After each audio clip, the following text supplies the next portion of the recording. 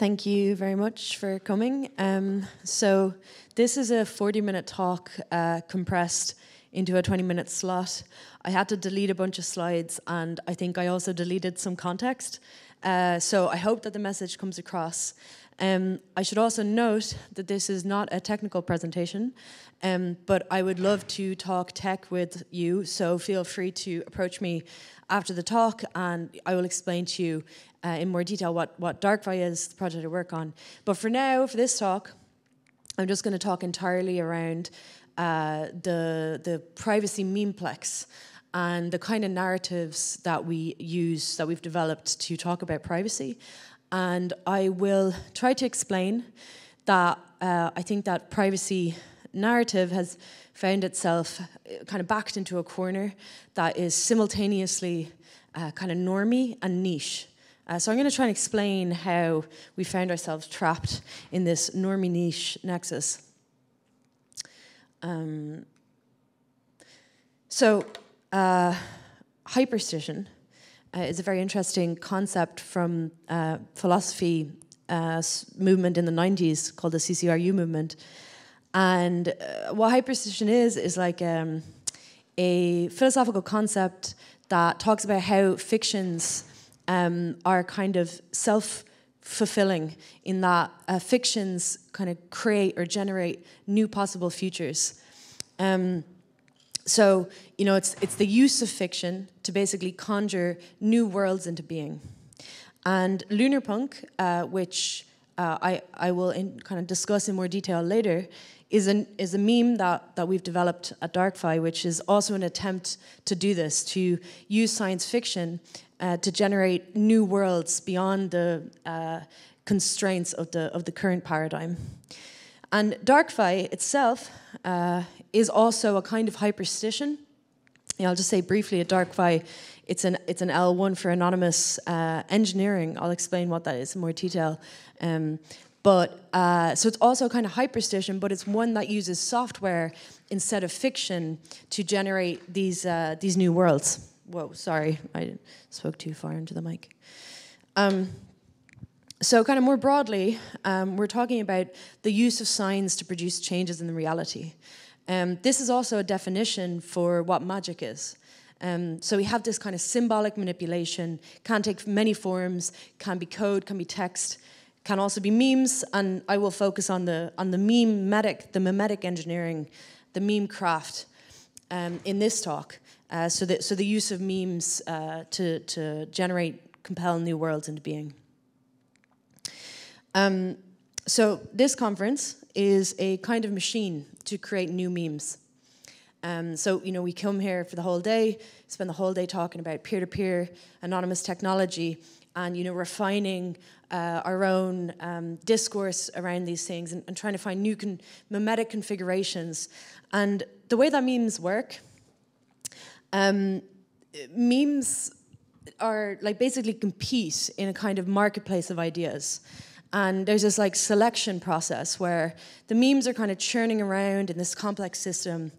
And every now and again, you know, there's like constant reconfigurations of the memes. Every now and again, one meme will kind of go viral. And there's like some degree of, you know, some memes which are stronger than others, but there's also like an element of randomness. So there's kind of like the randomization of the memes combined with like, you know, different narrative strains that compete in this memetic marketplace. And some memes survive and others die. And so, you know, may the best meme win. So I used the term going viral just there a second ago. We use that term when we talk about memes because memes are also a kind of virus, right? But they're a virus that occurs in the mind and that spreads on social media. So memetic engineering is kind of like, you know, engineering viruses, but you're engineering mind viruses. And this this kind of connection between memes and virality is like very explicit. Like if you look at these two graphs here, we have COVID cases on the left and the search interest for Shiba Inu. So you can see that they follow like a similar pattern of viral contagion, where you have this kind of like local maximum followed by a drop-off, and then you have this like compounding upward momentum. So there is like a literal, memes are literally viruses, they behave in the same way. And we are engineering viruses in the memeplex. So William Burroughs recognized this. If you guys know William Burroughs, he's a writer. He wrote this back in the 60s. He said, "What is a virus? Perhaps simply a pictorial series like Egyptian glyphs that makes itself real." So I like this quote. For those of you who are familiar with Pepe lore, you will find the Egyptian reference particularly interesting. Okay, so privacy is losing the meme war. I highly recommend this article by Z Prime, which is shown here. Partially inspired this talk. It has a really good analysis of like why the privacy narrative has failed, and it explains how privacy discourse has basically been hijacked by a straw man argument, a highly effective straw man argument. And the straw man basically says, why do you need privacy if you're not doing anything wrong? And this kind of threatening question, this straw man, sophisticated straw man, has basically backed privacy into a corner where it's like trapped and it's constantly trying to react to this meme, but it's like, it's basically in a dead end that's been as a cause of this. So basically, the kind of overall consequence is that privacy is associated with like bad, sinister, and scary things. Fear is deeply entrenched in the privacy narrative as a result of this straw man argument. So they closely associated privacy with this notion of doing something wrong. So it implies that having privacy leads to bad and scary outcomes. So a perfect example of this is like just look at how the mainstream media has portrayed the darknet, the deep web. So this is one of our best, most useful anonymity tools. The anonymous internet. And yet the way that it's depicted by the mainstream media is as something, extremely sinister, extremely scary. It's kind of become a scapegoat for all of society's fears, where people start talking about, the red rooms and, like assassination markets and all the scary stuff, abuse, etc. And snuff videos, like you hear rumors circulating, there was a snuff video on the dark web. So it's really become this scapegoat, which is unfortunate because, it really is darknet, one of the best anonymity tooling that we have. And as well as that, like when you actually analyze darknet traffic, firstly, it's declining in usage, presumably partially because of this narrative issue.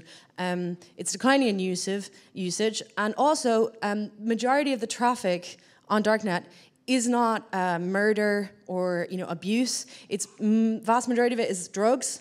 I should note that the abuse stuff pretty much happens on places like Facebook and WhatsApp. So it's actually happening on the clear net more than darknet. But yeah, so it's mostly drugs, but it's drugs done in a way which is safer than normal drugs because of the review system that people can report like bad products or bad experiences. It's drugs, but in a safer, more secure way for people. So it's not this like hyper scary thing that it's depicted out to be. Similarly, I think the perfect example of this is the Silk Road, which for me really embodies this contradiction, where it was a very ideological project.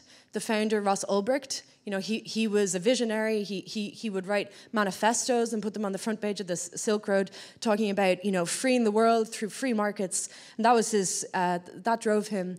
But the way that he was depicted in the media was as this like very sinister kingpin, like a shadow operator of this darknet empire.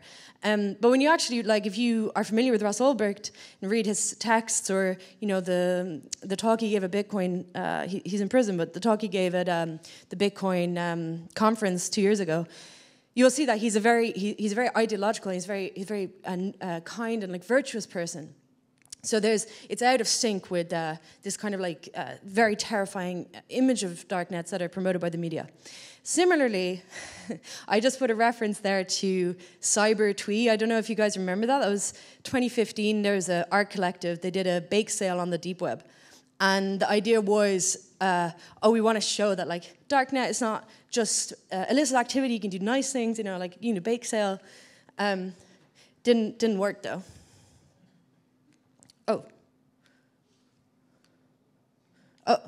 Oops.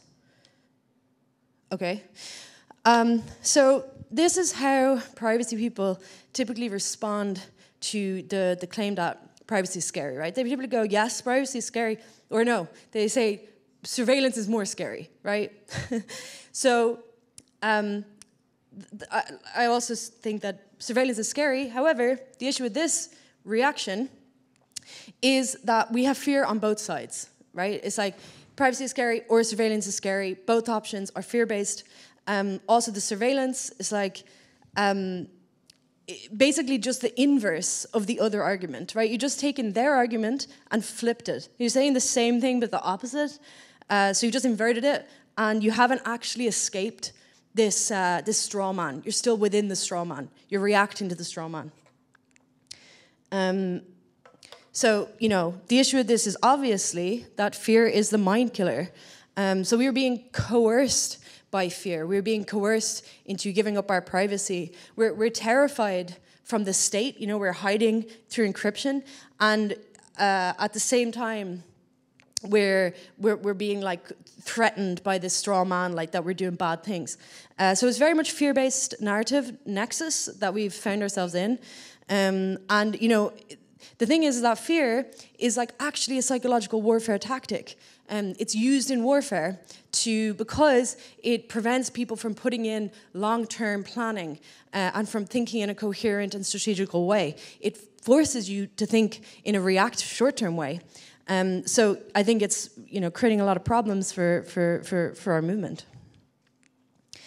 So this is how Monero responds to the straw man, right? The privacy is for evil, bad things, with the yes Chad meme. So I prefer the memetic direction here. It's like slightly better. It's at least it's affirmative, right? He says like, you're enabling criminals. Yes, affirmative meme. However, there are also some limitations to the Monero memeplex. Obviously, you still haven't escaped the scapegoat, the trap that's been prepared for you. You haven't exited that narrative niche. You're still within the same dialectic of privacy is for criminality. These are some more Monero memes. I like the one on the top left with John McAfee. It says, Monero is the only goddamn currency that's used. Think Anon. So I like that one. And in general, I like the Monero memes, and I love Monero as a project. So I say this critique, with all my respect. But the issue, again, they haven't escaped the straw man, but also I don't see what is the vision that's being proposed here. It seems more just like a kind of celebration of criminality or advocating criminality. It's not, but it's not going further and saying proposing something positive or what is the vision of society we want to build? What is our ideology? Where are we going with this? Aside from this kind of reactive, just purely nihilist kind of criminality. So I like this quote from Charlotte Fang, which says, "Virtue is a shield." I like this because the center of the privacy narrative should not be some, destructive or nihilist tendency as we see coming through in the Monero memeplex, but rather the center of the privacy narrative should be virtue itself. And this is particularly important because of the fact that as they have done with Ross Ulbricht and the darknet markets, privacy projects are a scapegoat for and will be accused of doing bad things, and they will do character assassinations. So it's really important that at the very center of our narrative is a very clear kind of ideological goal or directive. And, you know, really like, you know, I expect that we will be like misconstrued as like criminals or whatever, but it's really important that we are driven by, you know, the good and true thing, like that we are doing something virtuous and heroic. You know, we're calling for unity of all the forces of autonomy, anonymity, and decentralization, you know, for building self-sovereign infrastructure. And that should be at the heart of our defense. The heart of our defense should be our ideological clarity. Okay, so this is a meme that's been kind of promoted recently, the privacy is normal narrative. So it's like a new memetic direction. It tries to get away from the fear, right? It's an attempt to subvert the scapegoat argument. So it says that, you know, privacy is not scary. No, privacy is normal. You know, something very, you know, day to day, something very average. And, you know, the implication, the kind of extended version of this meme is that, like, surveillance is the aberration. And, you know, privacy is normal, and make privacy normal again. That's kind of the long version. So I have a few issues with this meme, though. My first issue is that it's not truthful. So the truth is that privacy is not normal. Surveillance is normal. Privacy is rare. Privacy is exceptional. Privacy is extreme. Privacy is something that we need to claw back from the surveillance apparatus. It's not something that is granted to us. It's something that we have to struggle and fight for. So that's closer to, you know, the truth of privacy in today.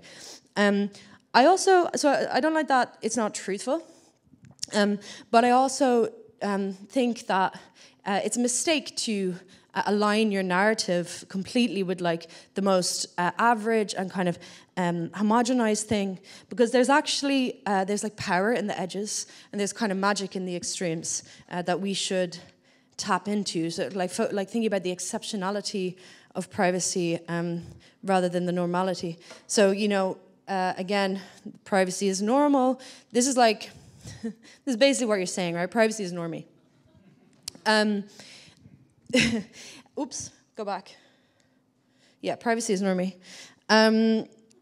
So the other issue I have with this meme is that it's not strategical.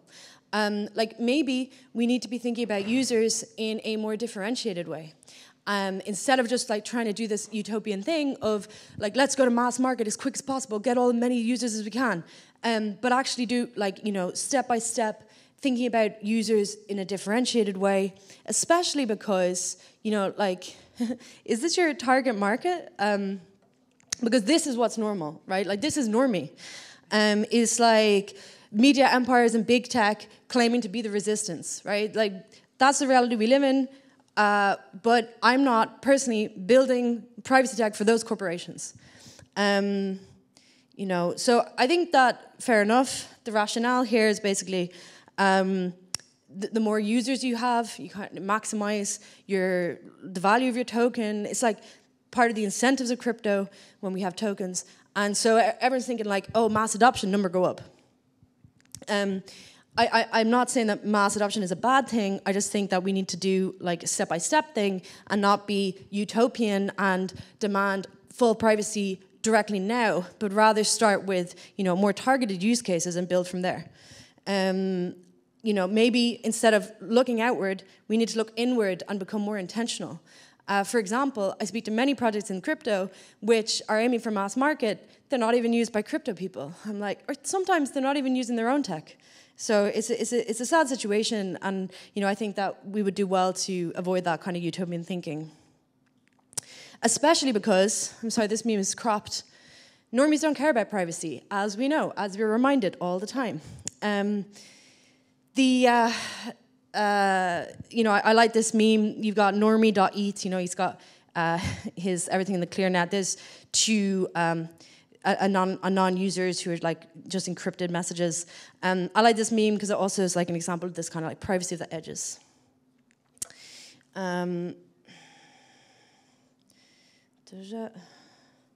Okay. Whoops. So I put this here as a reminder. Who here knows who Richard Stallman is? Nice. Okay, good. So this is a Stallman meme. It says, "The world will look up and shout, 'Save us!' And I'll look down and whisper, 'No.'" And it's a pun on his contribution to GNU Linux, GNU Linux, to free software.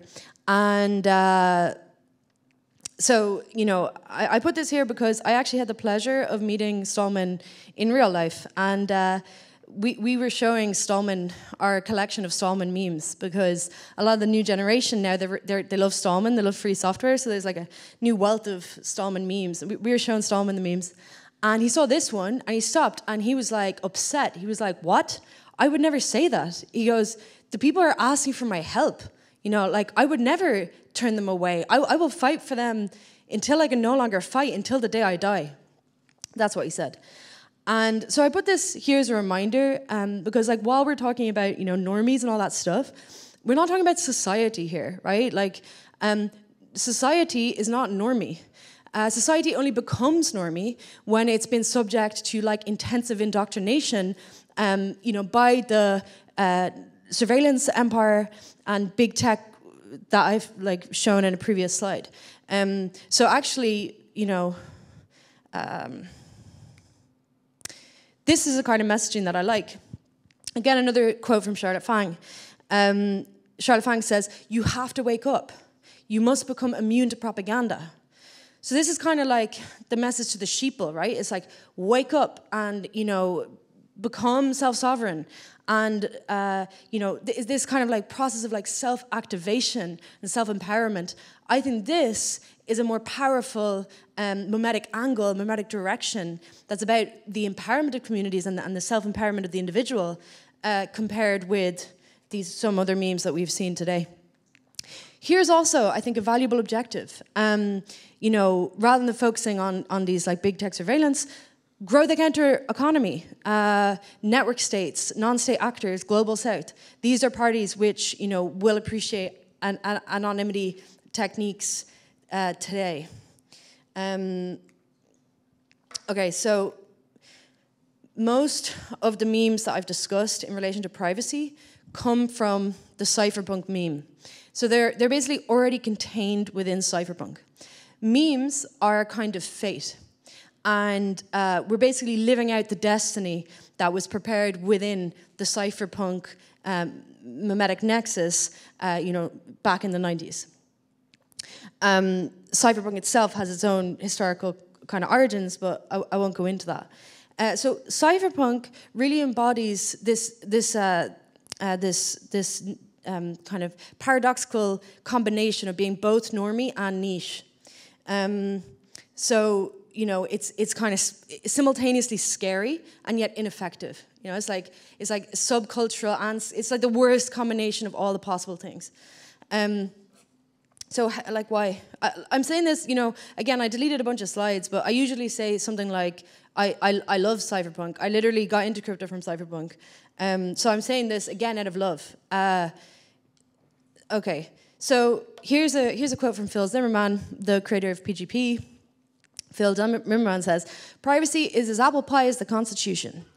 So this is a joke. I know a lot of Americans, they love their Constitution, and that's great. So this is just a joke. But, you know, it's like the scary Constitution. But the thing is, Phil Zimmermann, he was saying that back in the 90s when he created PGP. It didn't work for them. You know, it's not going to work now. It's basically the same thing as privacy is normal, right? You're saying it's apple pie, it's American, not like, you know, nothing to see here. This is another cool quote, like genuinely cool. This is from Eric Hughes. "We, the cypherpunks, are dedicated to building anonymous systems. We are defending our privacy with cryptography, with anonymous mail forwarding systems, with digital signatures, and with electronic money." Nice. So this is like kind of one of the, like I think this is a good example of one of the issues with the cypherpunk memeplex. So it says, we are defending our privacy. So pretty much it's like, it's in a reactive defensive position already. When you're in a reactive defensive position, you cannot assert a new path forward. You know, you cannot define a new world. So therefore, like the Lunarpunk shift, I said I would tell you about Lunarpunk, it's a bit late in the slides, but the Lunarpunk shift is toward asserting our freedom. So away from defensive mindset towards something affirmative and something world building. It tries to move away from the negativity and the kind of reactionary mindset of cypherpunk. So it's trying to move away from this like normie niche nexus, but also build something that's genuinely popular in the sense of populist. Here's a slide. Built for the people. And Lunarpunk is engaged, like promotes basically utopian non-states through anonymity. So using anonymity to allow communities to decouple from the surveillance apparatus. That's why we put coordination software at the center of what we do. It's not just financial tech, but we also have communication and DAO tooling.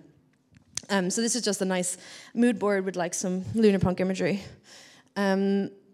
So this is Solarpunk.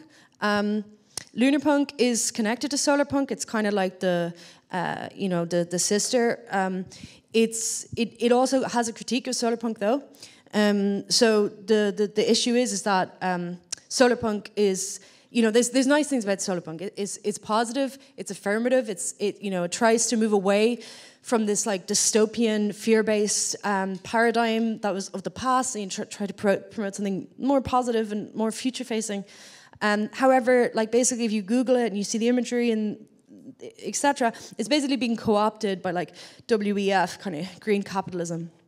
So also in crypto, it's very much associated with like a kind of obsession with transparency. So this kind of dangerous fixation on transparency, which also is like a dystopic tendency contained within the Solarpunk narrative.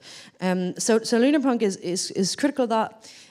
But Lunarpunk is not anti-Solarpunk in the same way it's not anti-cypherpunk. It's not anti-anything. Actually, it's more like a synthesis. So it combines elements of cypherpunk with elements of Solarpunk and basically completes the meme. This is like a graph explaining the different things. So like, Lunarpunk promotes utopian anonymity. It's on the other side we can see it's like it shares with Solarpunk this emphasis on coordination, like the squad.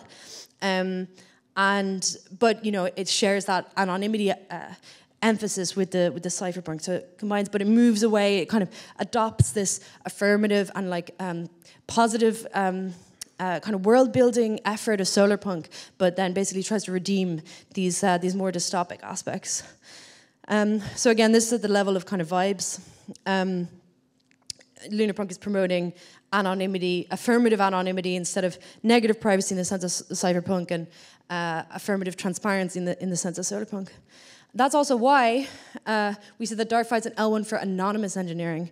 I deleted a bunch of slides here, but basically anonymity, I believe, has a stronger memetic potential than privacy due to its like inherent plurality. So we put that at the center of our narrative itself. And, on Darkfight, we provide an interface that devs can use to build anonymous apps. It includes ZK, but it's not restricted to that either. So, like Lunarpunk is obviously, it's like a moon meme. I just wanted to mention that, like, throughout history, the moon is worshipped with far greater frequency than the sun.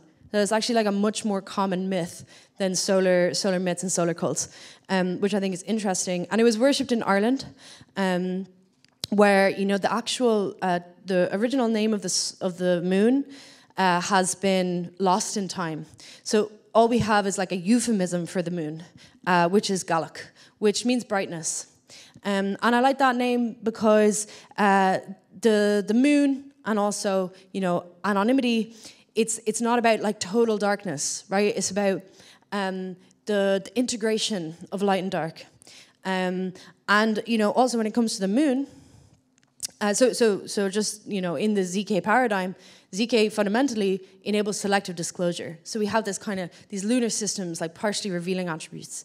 Similarly, what I like about the memeplex of the moon is that the moon symbolizes cycles and becoming. life and death, rebirth and regeneration. So this is especially useful for us as Lunarpunks because our goal is to create new worlds beyond the bounds of the surveillance state. So it's very much this cycle of rebirth that we're tapping into. That's also why we say anonymity is a forest. So, you know, it's not some like scary bad place where bad things happen. You know, it's actually fertile, flourishing place. You know, it's where communities can differentiate from each other. Society can like regenerate. Society is inherently moral and political. I deleted a bunch of slides related to this. I'm also way over time. But, you know, I believe that anonymity provides tools for societies to realize that moral and politics in a divergent way outside of the persecution by the surveillance state. So, this is also why, if any of you are familiar with the Milady memeplex, we say that the dark forest is white-hearted because it represents something that is good, beautiful, and true. It connects memetically to notions of reversible extinction, life and the reproduction of life, talking with plants and animals, and schizoposting. There's some wild claims there that I'm not going to explain, but I encourage you guys to all check out the Agorism journal that we've created. I have a few hard copies with me, so if you approach me after, I will give you one, limited copies, and also give you stickers. This is another meme that we have in Darkfy, Let There Be Dark. Let There Be Dark is an affirmative statement. And for me, it means let there be life. So let there be dark. Thank you.